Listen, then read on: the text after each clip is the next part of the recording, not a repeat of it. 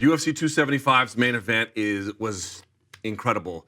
Jiri Prochazka defeats Glover Teixeira, although he came so close to not getting that. Glover Teixeira, 28 seconds basically away from winning until he tapped to a choke, a rear naked choke with no hooks in the 5th and final round. BC, there's so much to say about it. Let's start with this one. A little bit of chatter online about it as well. Where does Teixeira versus Prochazka rank all time in terms of best light heavyweight fights? I think you might even have to go a little bit deeper. And what I mean by that is, I think that this fight is put now in the canon of the greatest title fights in UFC history. And I know sometimes it's always the knee jerk. Does this win make this guy the GOAT? Is this the greatest fight between a guy from Serbia and a guy from Brazil? Well, no, he's from the Czech Republic. But yes, the answer is Liz. What we saw on Saturday night was epic. It was barbaric. It was violent. It was dramatic. And I think it's on the short list of not just the greatest fights we've ever seen in UFC history, but specifically in title fights. It's essentially, what, John Jones Gustafsson Part 1. It's essentially Young Jacek, Wei Lee Part 1. It's Gray Maynard, Frankie Edgar Part 2. So if you ask me, Luke, where does this fit in light heavyweight? I mean, it's right there. Different, in some ways better than even John Jones, Alexander Gustafsson 1. And I think this fight is unique in its own way, because it was so, I mean, how do you, it's like, you know, you went on and did a great post-fight show. I went on CBS Sports HQ afterwards. And, you know, the question is, what'd you think? I don't know what I thought. It was a wild roller coaster. And I don't even know if Glover was really on his way to winning it. It was 38-38 on one scorecard, right? 38-37 on the other two entering the final round. It really could have come down to whoever won that final round. Scorecards here. Yeah, it was Glover by 1 point on 2, and then it was even on the 3rd. So my whole point was, you know, that fight could have gone either way. And then to see Jiri walk through the same hell Glover did, but then tap out the BJJ expert himself. I mean, it is as unique and bizarre. It was so much more street fight, wild ebbs and flows than typical clinical technical fight, which, you know, even though Jones Gustafsson had a lot of action, that was more of a traditional technical fight, just at a very high level.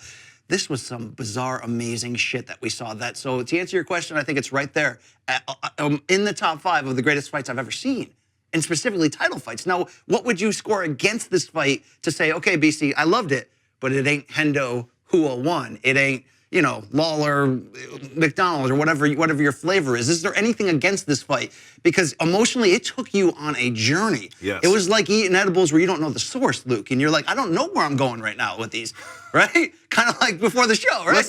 Less so edibles, more mushrooms in your case. Yes, but yes. I mean, just to clarify for the scorecards, you're right. It was 38-38, then it was 39-37 in favor of Teixeira, and then 38-37 Okay. Teixeira. But he was winning that 5th. He had You are rocked right about him that, yes. multiple times, but then there was the last reversal, and then Glover tries to get to his base and then just kind of hangs out, and then the choke came on. I mean, was that exhaustion? Because Glover went through hell to get to that point. They both did. Is that just exhaustion? And he's almost at the finish line. It was almost Silva Sonnen 1 in that regard, except for it wasn't one-sided and non-exciting. No. It was an absolute It was kind of a mix between Silva Sonnen 1 and then Hendo Hua 1, in the sense of the craziness with the weird last-minute finish.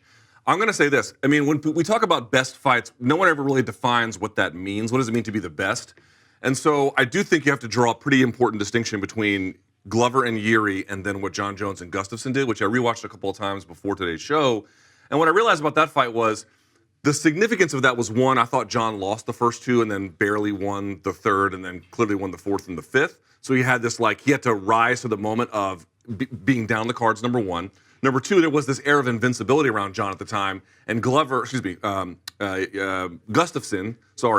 completely challenged that. Gustafsson, there's a lot of chatter in the back that's really distracting.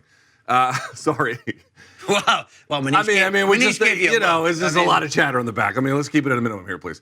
All right. The point I'm trying to make here is, with the John Jones and Gustafsson fight, it was a much cleaner fight. But John, for example, went 1 for 11 on takedowns in that fight. That was unheard of, impossible, and it wasn't until the 10th takedown attempt that he got it and then whiffed on the 11th. John had been shown to be mortal. The guy who you thought could not possibly be beat. The guy who you thought could not possibly have lose a round or 2, he did, and he lost him right away. Gustafsson changed the narrative around John, but then John had to answer the moment, and so it was this really historically significant fight. That's not the case with Jiri and Glover. There was not as much defense, for example, in Jiri and Glover. And so you had these really pronounced moments of one-way offense going in either direction constantly. So For sure, what I'm going to say is this was the most fun light heavyweight title fight I think I've ever seen. I will say that, number one. And number two, in terms of its stakes, it's obviously critically important. It doesn't have the same historical relevance. I think over time you will see that it doesn't have that because John not just was the towering figure at light heavyweight, he still is the towering figure, even though we think he's going to heavyweight. In terms of who's the best light heavyweight of all time, it's obviously John Jones. And that was the first time you had ever had an inkling that someone could do something to him. And of course, he had to overcome that.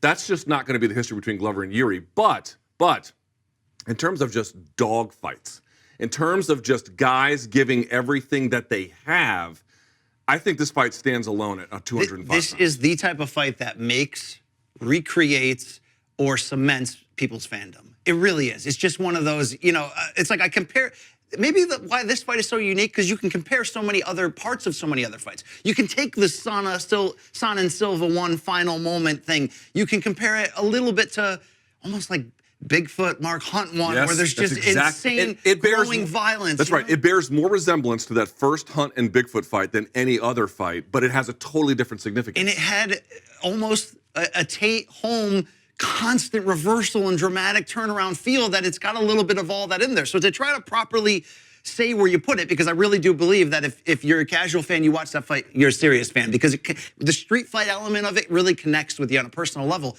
Do you think it's better than my favorite fight of all time? Rory McDonald and Lawler? Adesanya versus Gastelum. Ooh. I haven't seen that one Also a recently. title fight-ish, being an interim strap. Oh, that's a good fight, too. And then Izzy's like last minute. I don't know. I'd have to think about that a little bit. But that's certainly in the conversation as well about like all time. Was it so great? Yes. Was it historically significant in its own way? Yes. But does it warrant seeing it come back part 2 right away, right now? Glover wants it. I'd be in favor of it. You? Hell yeah. These two, it's funny. When this fight was announced again, we all had oh, poor Glover, man. He's going to get sent to hell by this guy. But as it got closer, we have Glover on this couch. You start doing the X's and O's. You realize Jiri's got some legitimate vulnerabilities. You start to say, man, Glover could have success. He could do what he did to Jan. Now, he had good moments. He took Jiri down. But it wasn't that. But as we got closer to it, we started to realize this matchup, in its own way and how they contrast each other, it's perfect, Luke. It's the perfect And to see how perfect they were in terms of toughness and taking big chances. I mean, when Glover said afterwards, live by the sword, die by the sword, like, damn right. I love that, man.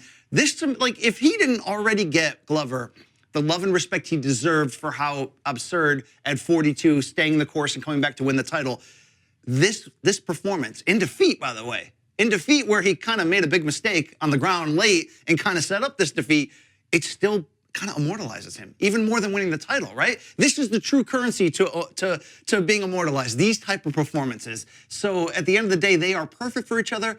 I think you run it back. I think you really do, Luke. It was that great. I don't think you're abusing it. Let me ask the question and see how you would answer it. It's a loaded question on purpose, but let me just see what kind of response you give. Why did Jiri win? Now, we know the answer is he choked him off in the back in the 5th round, but that's not what I'm asking. In the larger perspective of things, why was he able to win?